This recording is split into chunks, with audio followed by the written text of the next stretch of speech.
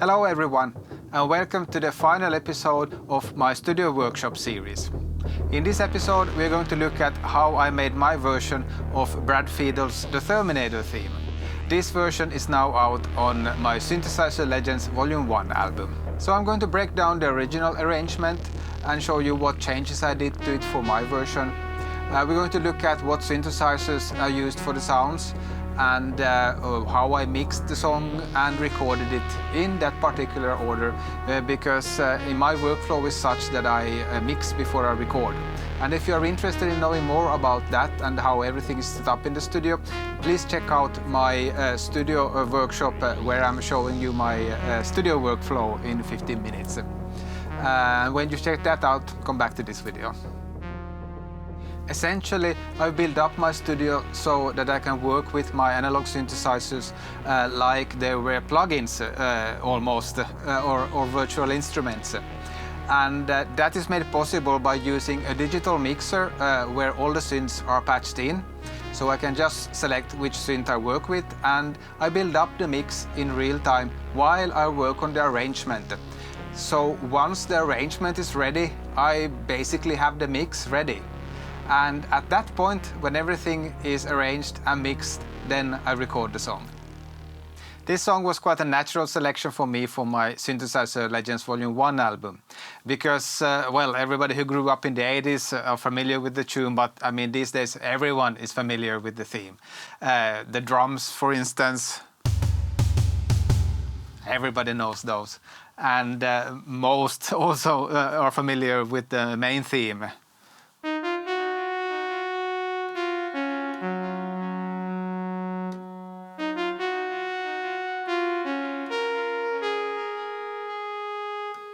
Very beautiful. The other reason why I picked this song is I made a demo of it, a really simple demo using only the CS-50 already 10 years ago and put it up on YouTube. And I revisited this song a year ago when I was interviewed by a Finnish TV show called Efter Nio. In that TV show, they wanted me to arrange a quiz for the TV host. So the TV host should guess which songs I was playing, and they should all be something like 80s theme songs. So this was one of the songs there. So let's start by analyzing the original version. I chose to work with the extended version of the main theme because the original main theme, as it is in the movie, is quite short. And I wanted it a bit longer, and somehow, I guess, every time I've listened to the main theme, I apparently listened to the extended version. So that was what I had in mind, and when I started to do some research, I realized, wait a minute, the actual main theme in the movie is quite different, quite differently arranged at least. And I was like, no, I'd rather go with the extended version because that's more what I liked. So I imported the song into Cubase and I split it up into different sections, and then I colored these segments according to what part of the song it is. And as you can see, it's quite a simple song, mainly has an A part, which the melody is played on, and then it has a B part where the drums enter and also employs sort of a string section break, you could say. And this B part, at least the drum part of the B part, is then repeated as the final climax. And yeah, the melody comes also before that final climax. But as you can see, the melody comes quite a few times, so it's like 3 times the melody in the extended version, and then we go to the B part where the drums enter. Now there is a lot of subtle things happening throughout the arrangement. So in order to keep track of what's happening, I had to do a bit more analysis. So I made a different track for kind of all of the instruments, of the main instruments, and then I just painted empty blocks on where are these instruments playing. That made it much more visible and easier for me to keep track on when do different instruments enter and exit. So first we have this rhythm loop that basically plays throughout the whole song. And we have, which I call the metallic ching sound. That comes first with the drum break. So when the drums enter, then also this metallic thing comes, but it goes away during the melody.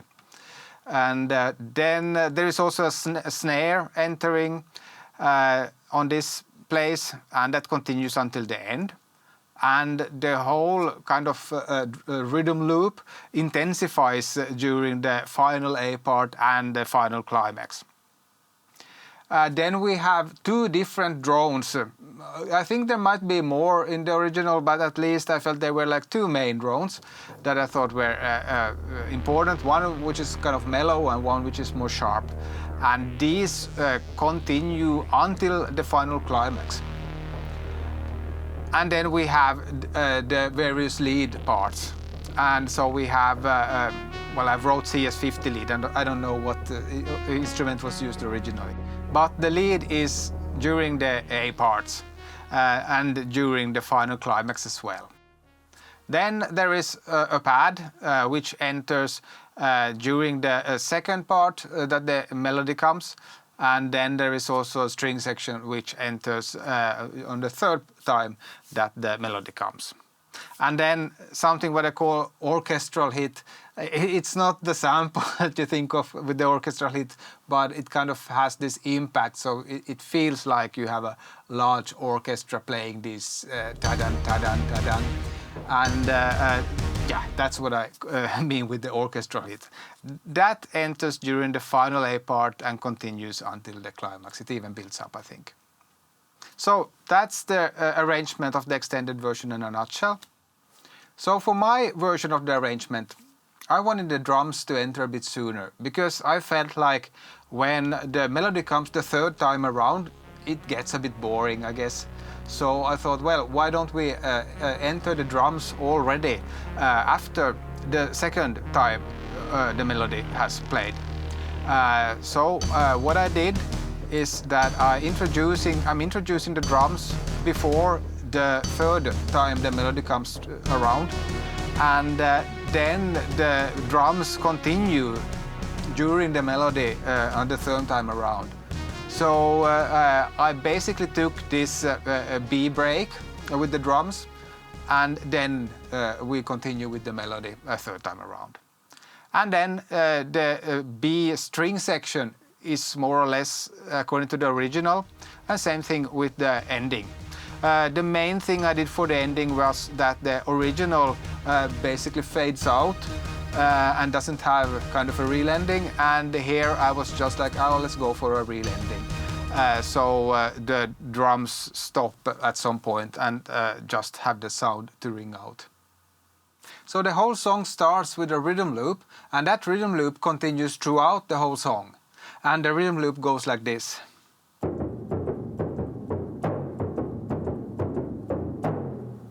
And that is looped.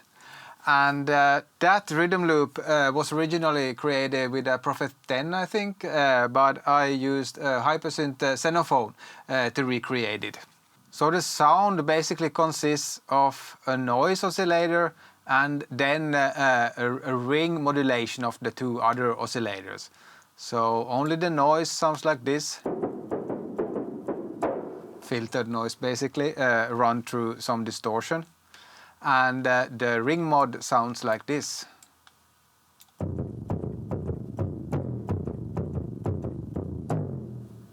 And there is some feedback also involved. Only a little. And together.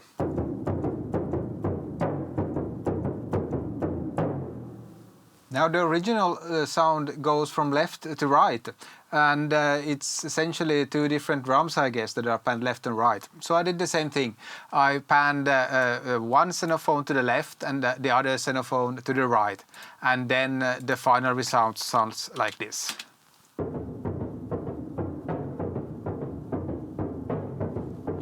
So much more spacious, and now we come to the interesting part, and that's the rhythm of this loop.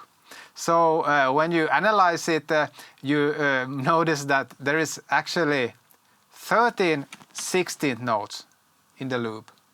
So it's probably the most complex time signature that I've ever played in. Fortunately, this time signature stays the same throughout the song, so you don't need to think about changing to another time signature at least. And the fun thing is that it feels so natural to play. I mean, I can play without thinking about the key. I'm just playing it like. Because it just feels logical somehow. And yeah, it's really nice. Brad Fiedel said in an interview that he had kind of a rudimentary sequencer that he used for making this loop originally, and he didn't think about, he had to set the loop by hand on the sequencer, and just later on he realized that, okay, this is quite an odd time signature. He had just put the loop where it felt like good, I guess. And yeah, it's fantastic, I think. So this loop then loops on throughout the whole song. To make the loop feel more natural, I played it by hand for, I think, 7 or 8 bars, and then I quantized it. But as you can see, the velocities vary a bit throughout, and that's really important because I programmed the sound to respond to velocity. So if I play softly and harder, so it even impacts how overdriven the sound gets if you play harder or softer. So although it's the same 13, 16 notes being repeated, there is a slight variation in the velocity of the playing, and that makes it much more organic and lively. And yeah, you can actually listen to this, I mean, for a long time without feeling like, okay, this is now too repetitive. Now there is some mix processing on the sound as well. So let's put it back to the center, take away the EQ and take away the send effect. Let's see if I remember which ones I used and which ones not. Okay, so this is the sound without any effects. So it's really close to the final one. What I did was I put on an equalizer to just make it a bit more beefier. So I lifted it up around 140. And I cut away in the high frequencies because this is really like a kind of a muffled sound. And there is anyway a lot of things happening in the higher frequencies later on in the song. So yeah. Then I also added an additional overdrive. So without the overdrive and with the overdrive on. So that really boosts it a bit, especially when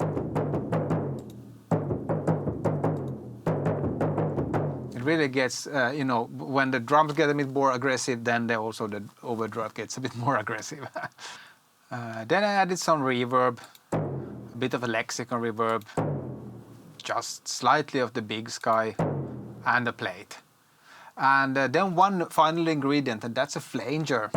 So I send out a bit to a flanger. So without the flanger and with the flanger. It's hardly noticeable, but when you play, then you start to hear that there is some movement in the sound going on. Let me boost that. Okay, now I can hear it. So this is the flanging going on, but I mean it's mixed lower. I think it was -7. So once the drum loop has faded in, then there is a couple of drones that comes in, and I took a different approach to this. I didn't want to recreate them exactly.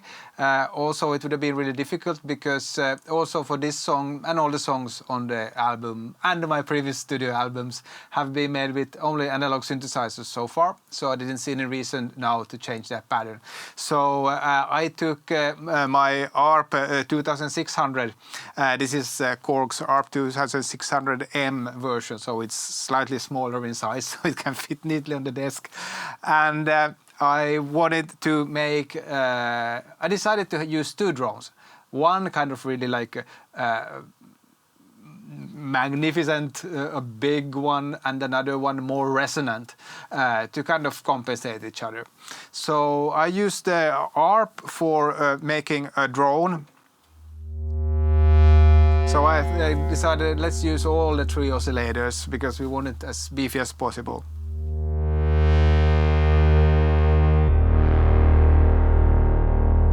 Now with the ARP 2600 you only get by default, so to say, I mean, because it's a semi-modular synth, so it has some it has kind of a, so to say, preset signal chain.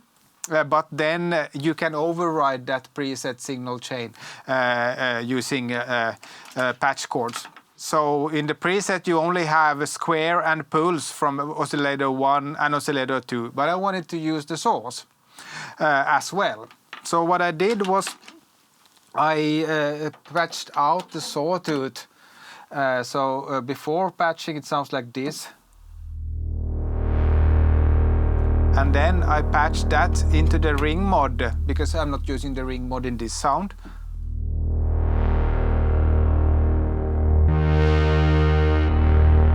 Then I get more of the saw sound that I want, and but this wasn't enough, so I also wanted to take for oscillator 2 and change the pulse that we now have into a saw.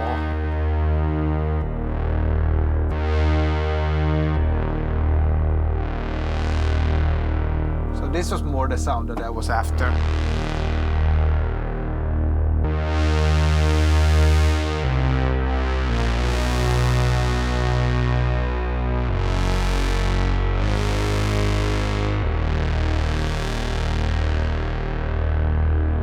So then I have a basic drone. So I just I had already preset the attack and decay time and release time to the maximum, and this is the longest you can get.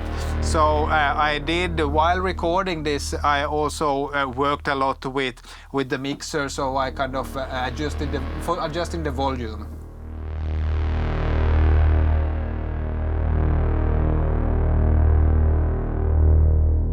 Mainly to accentuate when there is like a swell, and when the swell drops off like this.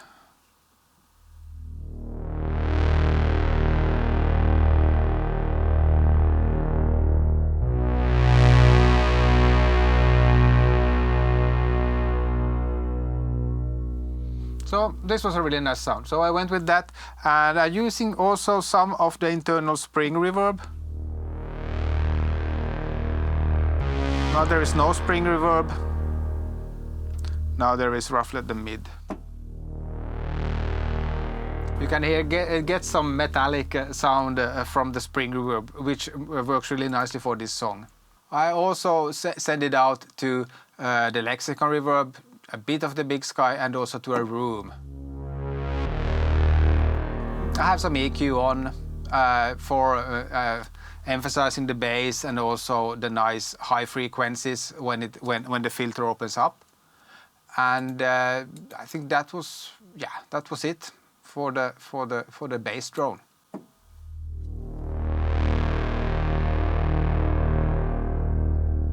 But we still need one more patch cable for the ARP, and that's because now the filter is tracking. So the higher up I go on the keyboard, the higher the cutoff will become. And the lower I go, then it goes lower. So I want not to have that. Usually in bass sounds you don't want to have that. You can bypass that by just entering a patch chord into the keyboard CV.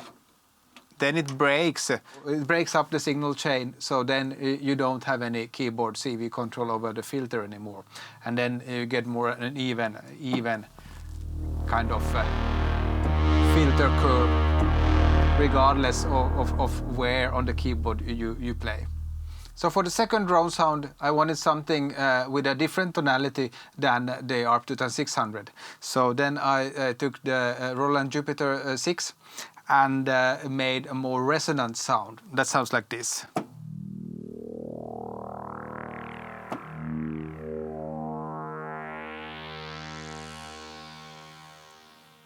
And together they sound like this. So the ARP is down here on the left and the Roland is up here.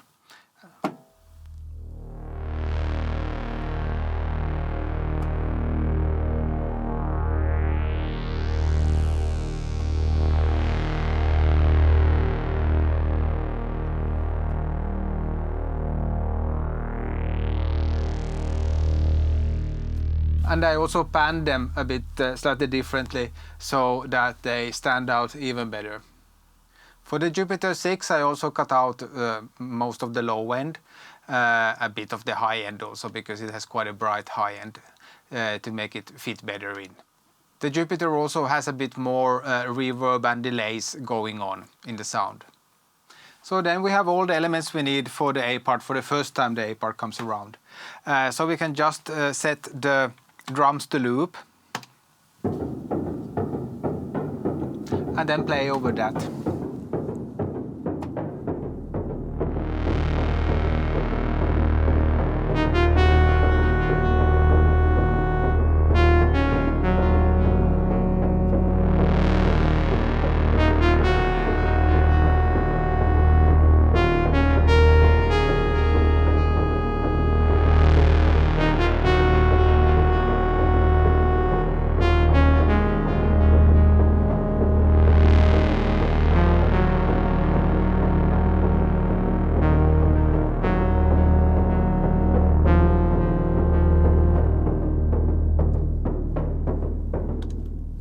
The CS-50 has quite little processing done to it. There is just some equalization, and I have a gate because it has some hiss. So when it's not being played, I prefer to have a gate closing it down. And there is quite a lot of send effects, so I have a couple of delays and lexicon reverb, and here I'm using the Big Sky a bit more. So the Big Sky is basically the Nimbus preset, I think, that I've adjusted the decay value on. Then there is also a bit of plate reverb on it. So without any send effects, it sounds like this. I'm adding the send effects one by one.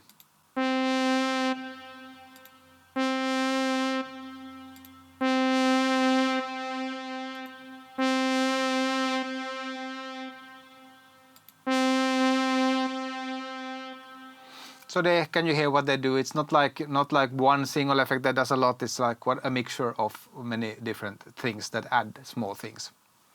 Now the second time that the A part comes, then I added a JX-8P string sound and a Dave Smith Tetra. The JX-8P sound is basically a string pad that plays the same thing as the melody.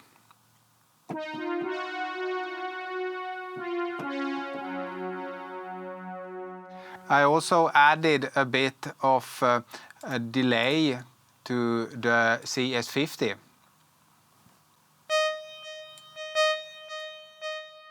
And together they sound like this.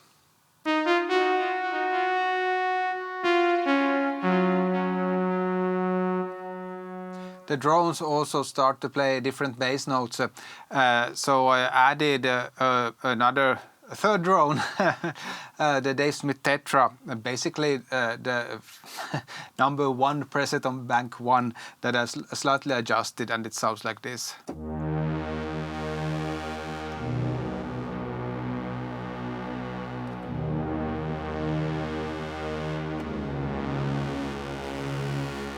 So it has this paneration of the oscillators going on, which adds a really nice width and dynamics to the second time the A part comes. So altogether it sounds like this.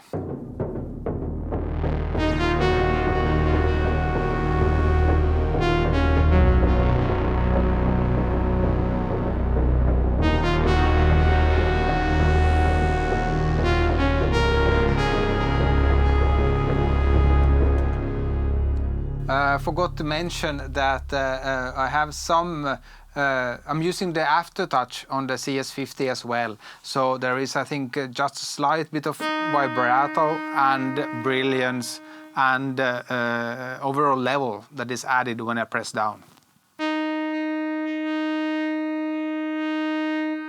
So very little, but it allows you to do some small dynamic changes after you play the note, which I think is really important here. Then we come to the first drum break, and for the drums I'm using the Jomox snare and the toms. Yeah, the drum break.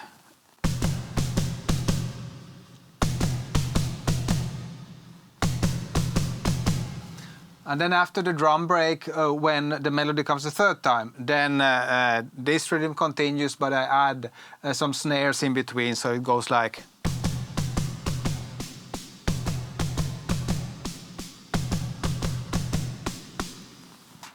And yeah, that's the basic rhythm. The snare is processed as I normally process my Jomox snare. Goes through a gate, then equalization. Quite a lot of equalization actually. I'm cutting away the mid, raising, boosting the high mids, you could say. And then I don't have a wave designer this time because I felt it's not needed. But there is some reverb, different kind of room reverbs and plates, and also a hall reverb. The toms are processed kind of similar to the snare, but the EQ is even more extreme, I think. There's a lot of mid that I scooped out. Again, I'm not using the transient designer at all because it wasn't needed. Basic compression was enough, both in the case for the toms and for the snare. And the toms go through various reverbs. And then we have this metallic chink sound, which is really important for the Terminator theme. And I thought about it a lot, how to do this with an analog synth and which to use. So I just started to look around in the Analog Four. And Elektron's Analog Four has quite a lot of presets, so I browsed through them and I found something that was called Shade and Glass, so spoon and glass. And I edited that quite a lot, and then I came up with something that sounded like this. So not bad at all, I mean quite close to what I was searching for. But I felt that, yeah, it's not perhaps powerful enough. So yeah, I took it down a notch, a bit in the pitch, and I got something like this. Yeah, no, this is the basic note I went for. So what I did was I took another track and I loaded the same sound for the second track and that pitched it as 7 semitones up, I think. So that sounds like that. And then combining these two together, you get, and so that's already quite close. But then I thought that we need something that is a bit off, and I added one more track, again the same sound, and I turned down the volume a bit, and I pitched this one 5 semitones, I think. Then get something like that. And it's quite low in volume right now, but let me take it up a bit. Now I can hear it a bit better. So then, but combining all those three, it sounds like this. But I thought it was perhaps a bit too much, so I took it down a bit in volume. Then we got something like this. But then I felt that I still wanted a stronger kind of fundamental note. So I took the fourth track and copied it again there. And then I put the fundamental note on that track. And all four together gets... So that's the final chink sound that I went for. The chink sound has quite a lot of reverb, basic reverb on it. I think this is a room reverb. Yeah. And then I added a wave designer, which adds a bit of attack and even a bit of release as well. So without it and with it, not much, but it gets that important kind of like hard attack that you need for that type of sound. Some dynamics, again, to kind of bring out the attack portion of the sound, and quite a lot of equalization. Let's take away the EQ. So then it's like more even sound, but I wanted the mid-range really boosted, so I added quite a lot of that, and I took down the high frequencies a bit. So that's the final sound. Then I added a second Dave Smith Tetra with the same sound, same pad sound, but it plays lower. But I sold that second Tetra away, so I had to record this one and to an audio track so you can hear what it sounds like. And it basically just plays. Yeah, So it starts to follow that. And then what else? I think that's roughly it, and everything together sounds like this.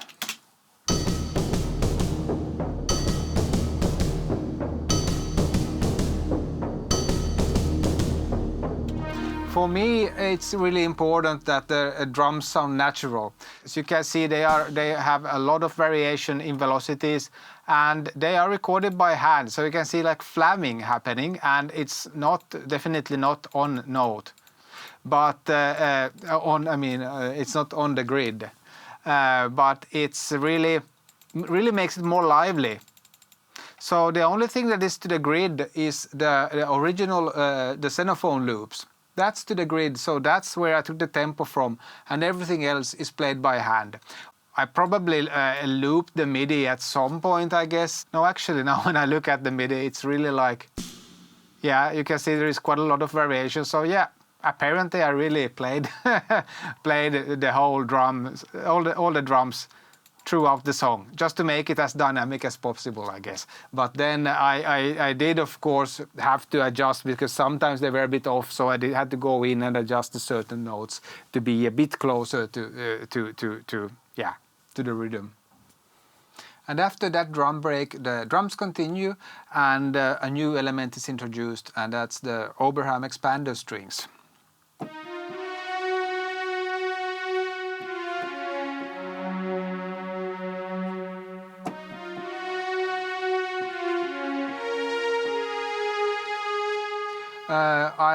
I programmed the sound so that you can adjust the cutoff using the aftertouch, which I have programmed to the mod wheel. So when I raise the aftertouch, you can get more dynamic playing. And that string section continues and intensifies, and then we get to the B section. And in the B section, the string section really starts, or that's the kind of the solo part for the string section, so to say.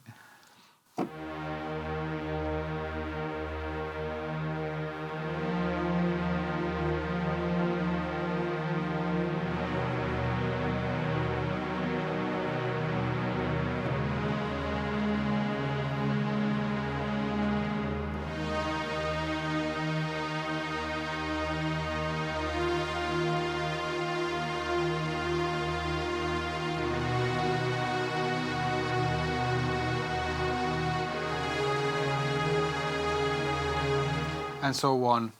There is also one additional note that an Oberheim matrix plays throughout the whole B part, I think. And the dynamics of it changes a bit, which I programmed with the aftertouch, or actually I think I played with the modulation wheel. And then the JX-8P and the Tetra, they kind of play this chujun sound, which I guess we can play up.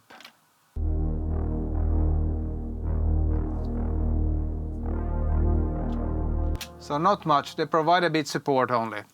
And together there with everything, it adds up, because there is like drums there, and there is the bass drones. There is also one more tom. I think there is a low tom that comes together with the snare and the high tom. So it's like just to kind of increase the dynamics. And then everything builds up towards the second drum break.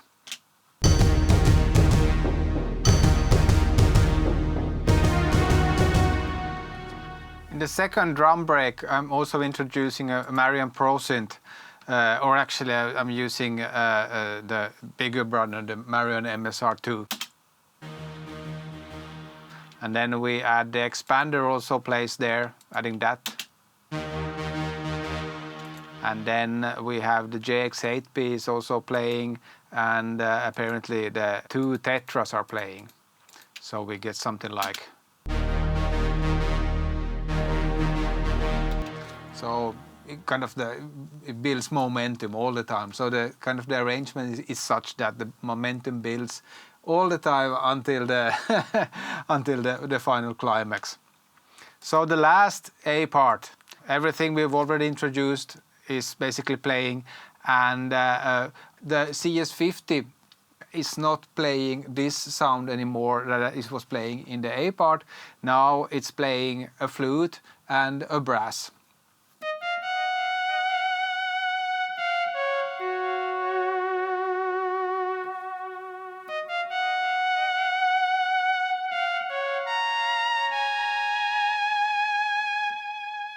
So here I've set the aftertouch to not do pretty much about the brilliance, but the level and the LFO is added. So the LFO is added to the pitch, vibrato basically. Really nice sounding. And in addition to the flute, there is also a brass.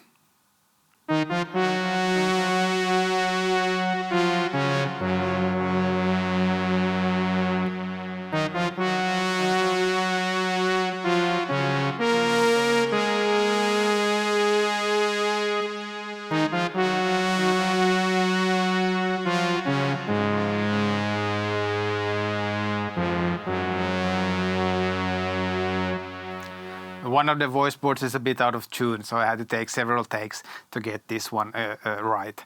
But what I did is it's a brass preset that I increased the filter a bit, and the aftertouch controls the filter and the level and adds a bit slow vibrato as well.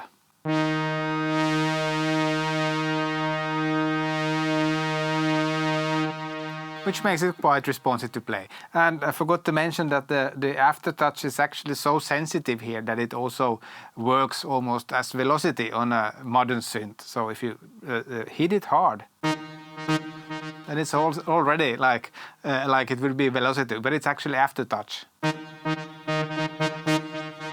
So that's quite nice, especially for brass type of sounds, because that's kind of also what happens in a real brass instrument. Because when you blow, it's kind of it's not like on off. There is a small attack to it, which also is here. Then for the grand finale, we have one more sound being introduced, and that's Alpha Juno Timpani. That sounds like this. That also responds to velocity. And altogether, the finale sounds like this.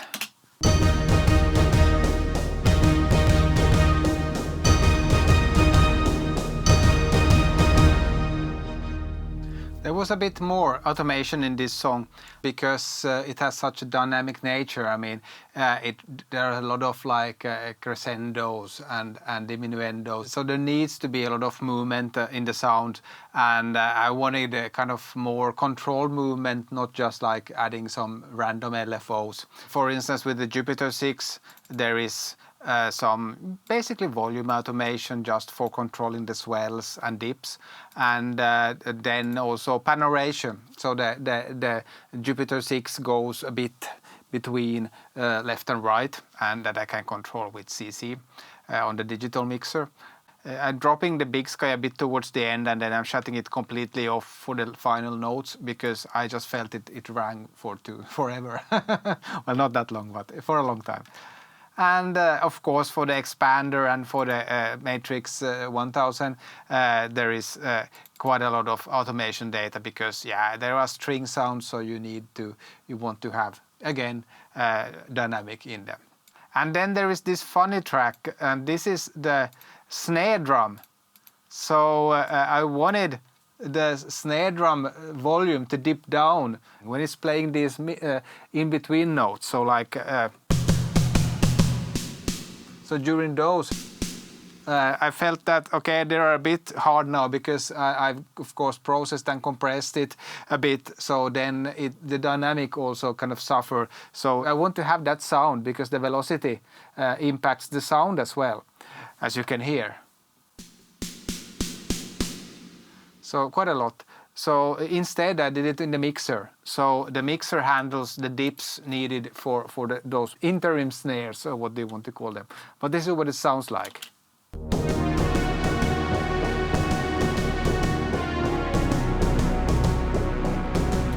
So it really takes them down, because I noticed at some point when I was building the arrangement and the mix that this snare becomes annoying. And using it this way, yeah, this works, because then it dips down so much, so it really adds dynamic to the whole mix.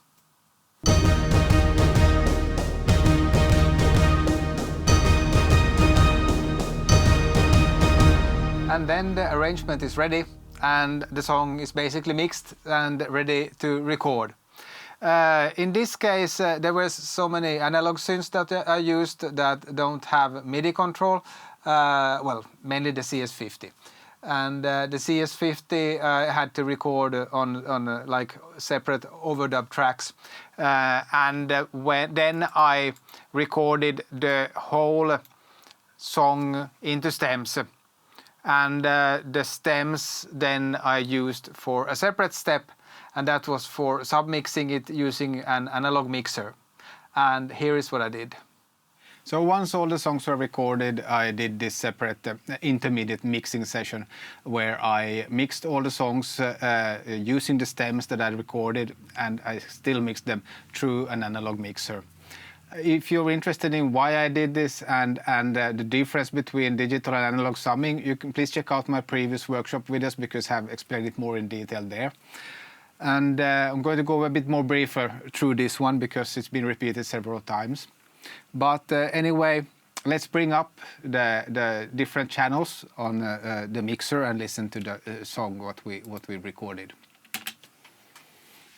So I have the bass on as a stereo channel 1 and 2, and then I have strings and other synths on channel 3 and 4, and then I have the melody on channel, sorry, not on channel 11, but on channel 9.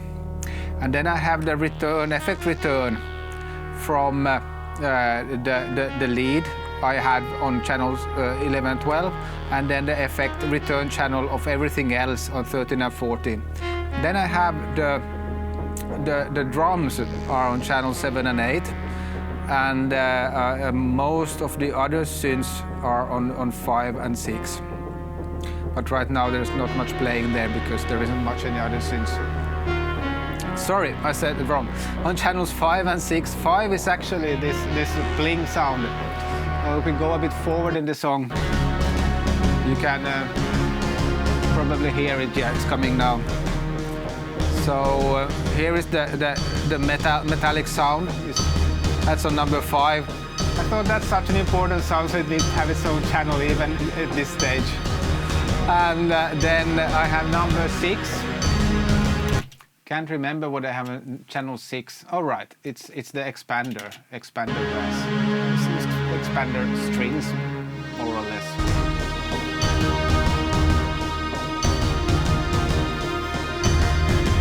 That's it.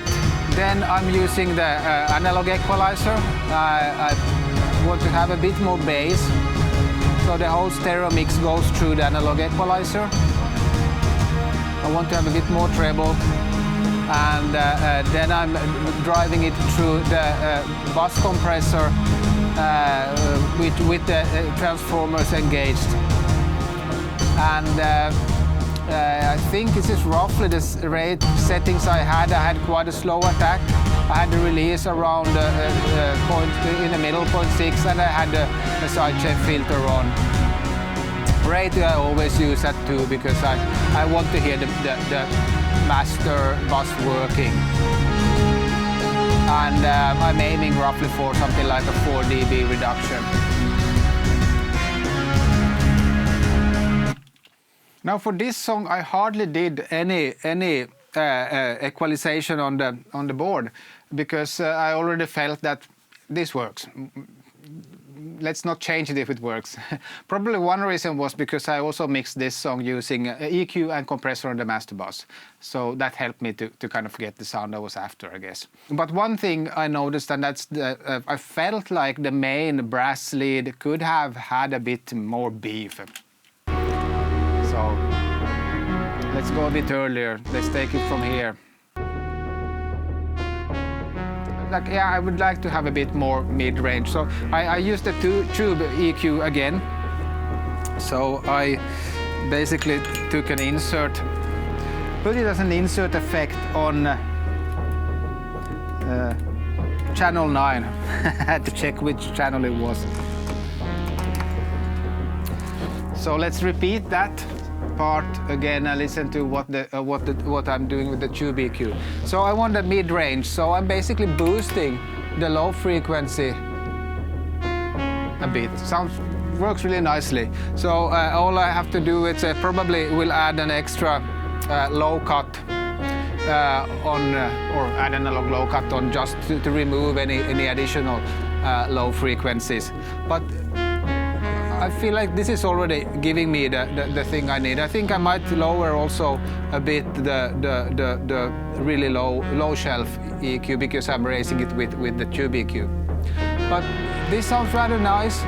I think I had some cut on as well, and I probably boosted a bit in the high frequencies.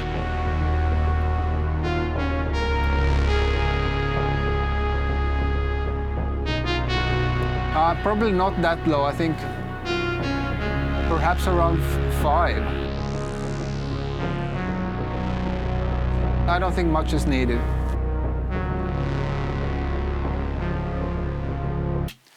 So that was more or less the. I didn't need to do much anything about this tune. It was the last one I recorded. It's possibly. I wish to think that I've become better during this process, and that's why I didn't have to do much. So as you can see, there is some EQ used here, mostly on the additional rhythm button that I did. So I have a rhythm bus that I kind of squash further, so I'm using it as a parallel drum bus. It's really low in the mix, as you can see, it's at -18, but I'm really squashing it with a ratio of 12 with a compressor plugin, and I'm reducing the mid, and I'm bringing out the higher and lower regions. Then on the effect return, again, I'm using a widener. So I'm widening the high and mid frequencies, both for the main effect returns and for the overdub effects. The overdubs are only from the CS-50, so it's all the brass sounds. And I've done some small changes further to, for instance, the flute I felt had a bit too much bass, so and perhaps too much low mid as well, so I reduced those. And this is the dry CS-50 brass. There were some peaks that I clearly have reduced here, and otherwise not much done. I did put an extra bus compressor on the rhythms, just to kind of bring out all the elements a bit better in the rhythm bus. So that's basically it. As you can see, there's a lot of automation as well, especially in the bass, because I realized when I had recorded the ARP 2600 bass that the envelopes in the ARP 2600 is a bit, how to say, they are quite short, so they are not so good for long, like drone type sounds. So I really had to kind of automate the volume to kind of enhance when, of course, you could have done this by hand as well, but I mean, I felt it's better that I just, while recording, I just was mainly focusing on changing the cutoff, and then afterwards I still wanted to kind of raise the overall volume when we have these when the filter opens up. And that turned out quite nice, I think. But it's only during the intro. I mean, afterwards, when with the drums enter, then everything is fine. Let's see what else I did. The FX, I have some automation on as well. Especially one thing I noticed, that was that these drum section, kind of these when that enters, I want it to be a bit, take it up a bit. So I think I had to boost these sections manually because I still felt that they're a bit too quiet. And as you can see, to anticipate the incoming hits, I'm automating the return effect bus. So the effects drops a bit away before it comes. So when it actually comes, there's more of an impact. So I did this quite a lot with this song, to be honest. Quite a lot of trying to fix the tails of the reverbs. This is more or less what I did. And then I recorded it to a stereo track and started to master it. Let's see what I automated. So as you can see, I'm dipping the volume just before these hits come. So you can see that volume automation here. It's really like I'm doing a lot to the whole stereo mix. So first of all, the stereo mix drops a bit just before the hits enter. It drops a bit, and then it jumps up. And also I felt that let's remove these dips I've done here. If you listen to without the dips, I felt that the reverb tail is too long. It washes over kind of everything else. So that's what I did with just my volume automation on the whole stereo mix. And it works surprisingly nice. I mean, this is before it goes into the mastering processing. So when you hear the final result, these differences will not be this drastic as they are now. But I wanted to take away the master compression and limiting so that you can hear how much in dynamics actually is happening here. And you can also see that the first hit here, first melody thing, I have boosted it slightly. And then it drops back down to the level, okay, slightly higher than it was before. But it helped as well, because I felt that without that, it wasn't powerful enough. Again, I have a small dip here. This is, again, the same thing just before it comes into this section.